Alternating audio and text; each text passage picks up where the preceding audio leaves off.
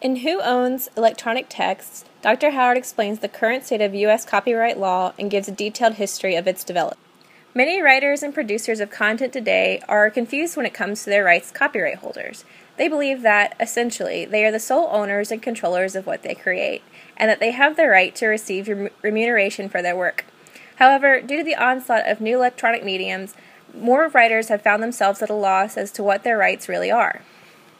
In order to find answers to the complex issues of copyright law and electronic text, Dr. Howard provides us with 5 different copyright scenarios that modern writers are faced with and proposes questions that many writers might have. In Scenario 1, a document design department wants to manipulate a famous image for the cover of a company's annual report. Should they gain permission before they publish it? In Scenario 2, a new software package is incompatible with the old version used by everyone else in the office.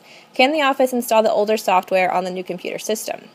In Scenario 3, a correspondent in an electronic discussion group posts a description of the results that pertain to your research. Legally and ethically, can you publish the content of the email message?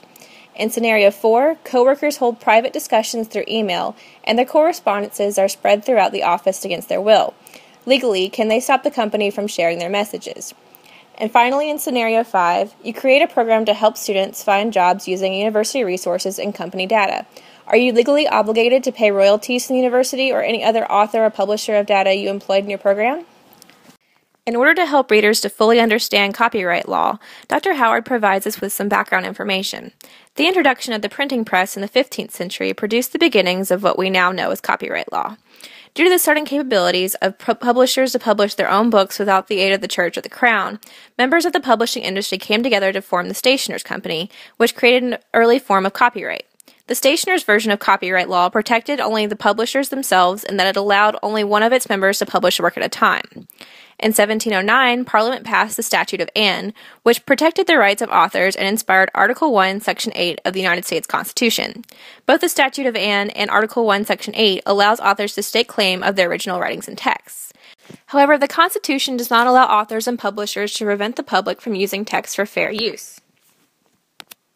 Statute 17, Section 107 of the U.S. Code outlines the right to fair use of text for purposes that are in the public's interest. This includes criticism, news reporting, and education.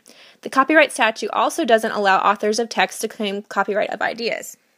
Dr. Howard provides answers to the scenarios and questions he proposed before in order to help readers understand the intricacies of copyright law. In Scenario 1, fair use only applies if the material is being used for educational, news reporting, or critical purposes. You must obtain permission from the copyright holder. In Scenario 2, although you own the software, you do not have a license to use it on a new system unless you have purchased a site license. In Scenario 3, due to fair use, it is okay to quote a small passage. Although technically legal, there are some ethical issues with publishing others' works, so you should obtain their permission first.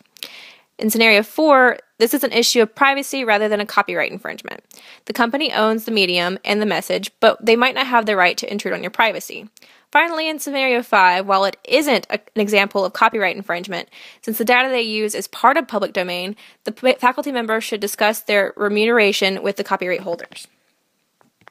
While copyright law was already a difficult subject for most writers to understand, the arrival of new digital technologies complicates matters even more.